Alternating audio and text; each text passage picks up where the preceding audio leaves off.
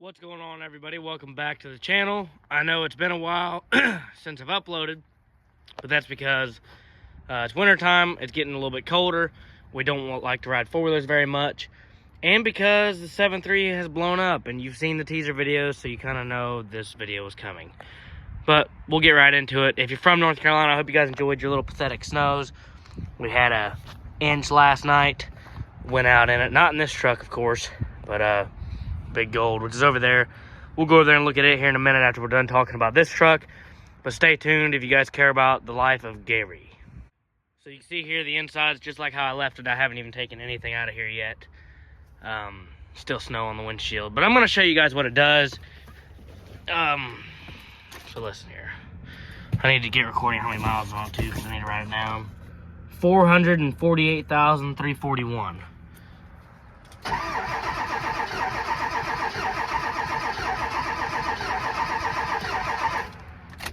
You guys hear that skip and compression? She got half a tank of diesel. I need to pump that out.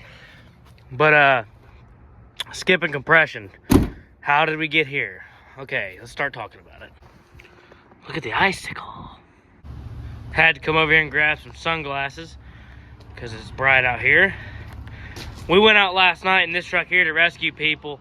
Very, very slick because it was wet snow, even though it was only an inch. Stuck to the roads pretty good.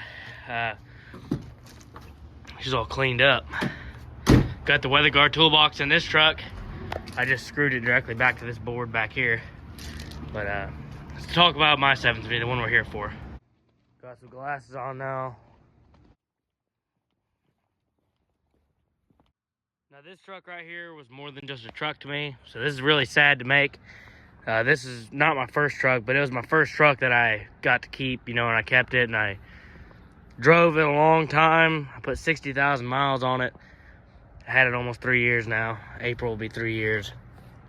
So yeah, it hurts my feelings to pull the toolbox out and lay down the deer antenna and all that, but it is what it is.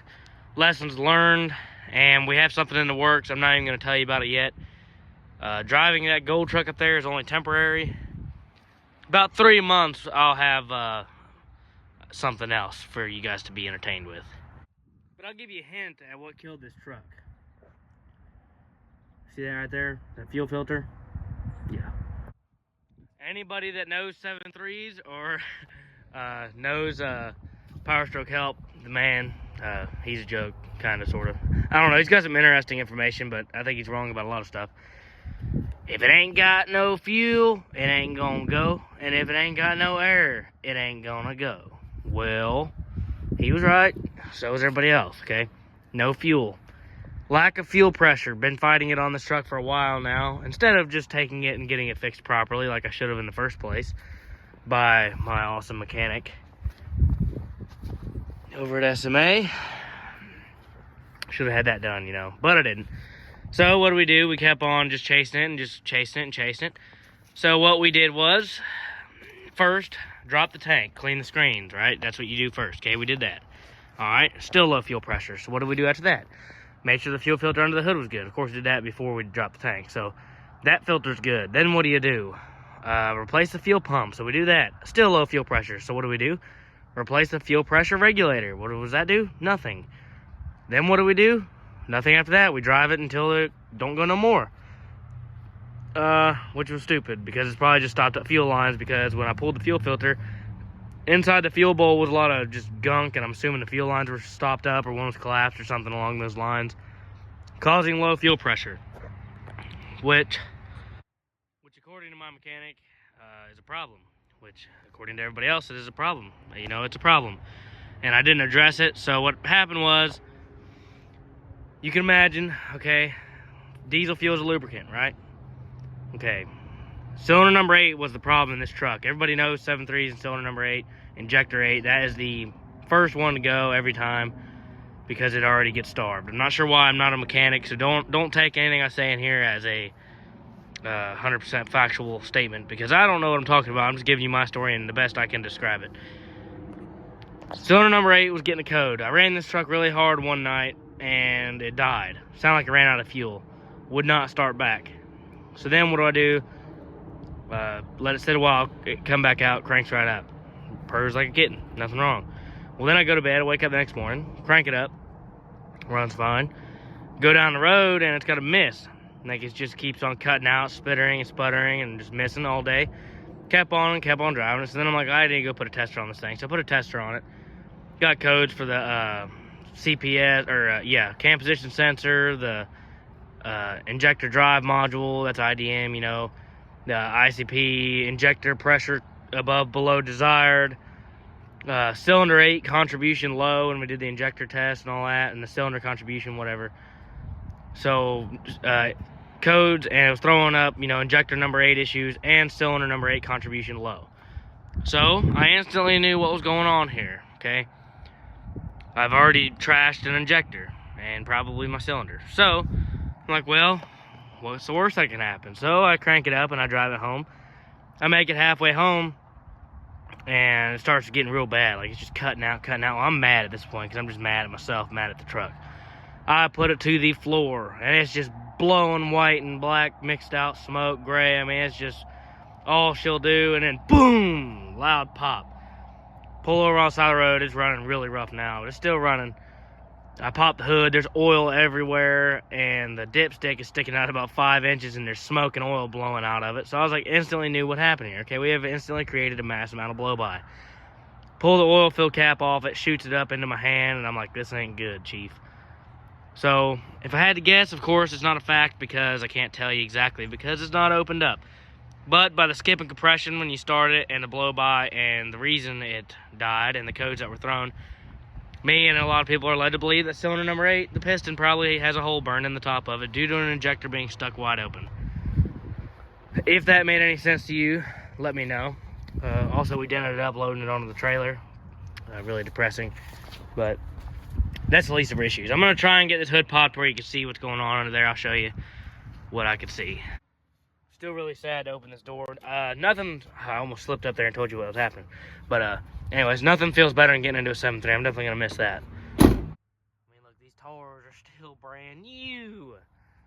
100 pounds of snow on this hood that already won't stay open. As you see, there's oil everywhere. Can't really see much here. But, ladies and gentlemen, make sure you keep an eye on your fuel pressure. If there's an issue with fuel in your 7.3, fix it, because that is the #1 leading death of these engines. And due to this engine being a remanufactured engine already, so this is the second engine this truck's had, believe it or not, which I don't know why, you know. Due to this being a remanufactured engine already, it's more than likely already been sleeved. It's already had all that done, so can't rebuild it again. So, gotta find a used engine. You know, of course, if I did that, there's 3 routes you can go. Either another reman engine from Ford, a used engine that you go through and you make sure it's right and you spend about $8 grand, you know, get everything right. Or you get a used engine out of a junkyard for $1,500, slap that puppy in there, let her leak some oil, and call it good. We might go that route, because I do want the truck to be back on the road, even though I'm not going to need it anymore. Sentimental, being attached thing to serious. So that's the case of this truck. That's an update for you people. And just to anybody wondering, how much money did you have in your 7.3 in 3 years of ownership? This right here is where it gets sickening. And if you can buy a new truck, please buy one, because this is, for me anyways, I know there's going to be people that are hating on the 7.3 and, oh, this is your abuse, blah, blah, blah. Nothing changes the fact that they're old and they got high miles. They are what they are, okay?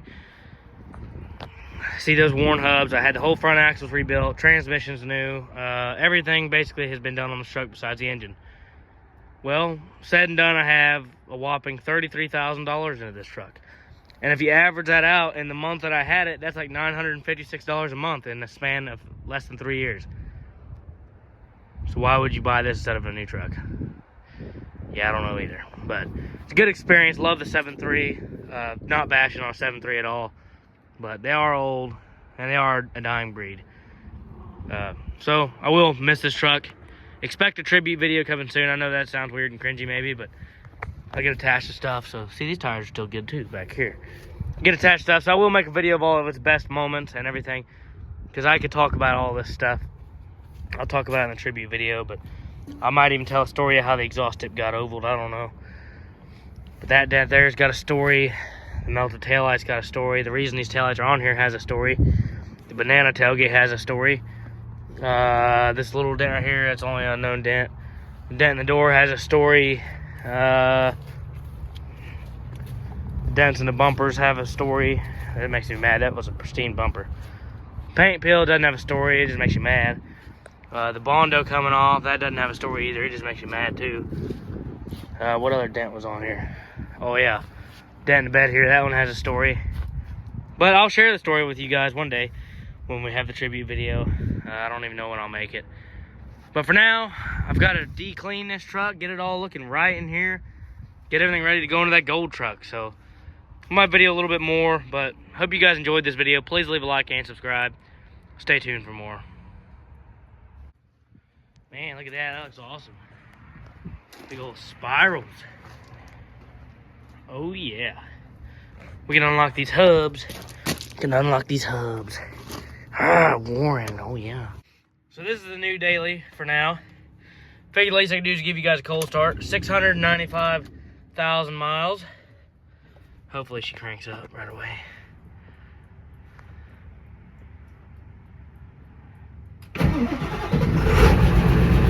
Fires right up. Don't get much more reliable than that.